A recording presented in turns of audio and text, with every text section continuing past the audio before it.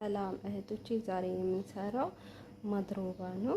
እዚህ ጋር ሽንኩርት 2 ራስ አለ። እዚህ ጋር ደግሞ ነጭ ሽንኩርት፣ እዚህ ጋር ሎሚ፣ እዚህ ጋር ሐሺሽ ወሽባንጅ የሪሽ እና ግማሽ ዶሮ። እኛ ትንሽ ስለሆነን ግማሽ ዶሮ የለያሎን ይባላል። ቅመሞቹ ክርከም እንዲሁም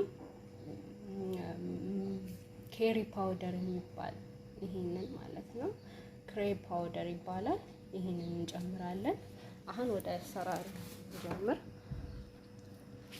በመጀመሪያ ሽንኩርታችን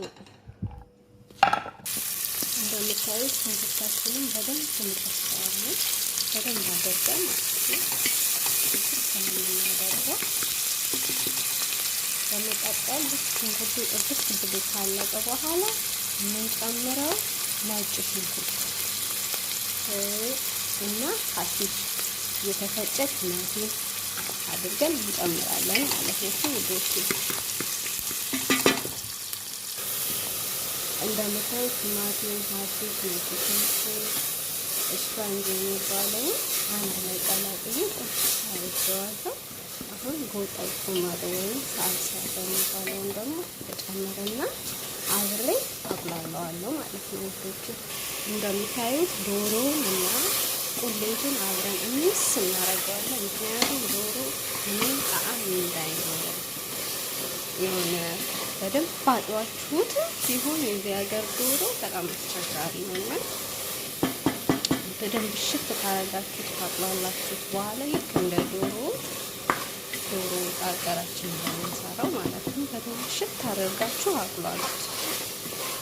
እሺ ውዶቼ፣ ከዛ ቅመማችንና የፈላ ውሃ አብረን እንጨምራለን።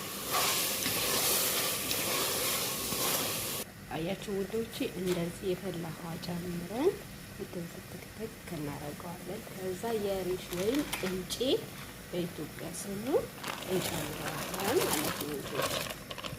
ከዛ ለአንድ ሰዓት ያህል ጨዋችንን እንጨምርና ለአንድ ሰዓት ያህል እንዲንተከተክ እናስቀምጠዋለን። ከአንድ ሰዓት በኋላ ዶሮ ለብቻ እናወጣና የሪሹን እና ሶሱን አብረን በደንብ አድርገን በማሽን እንፈጨዋለን።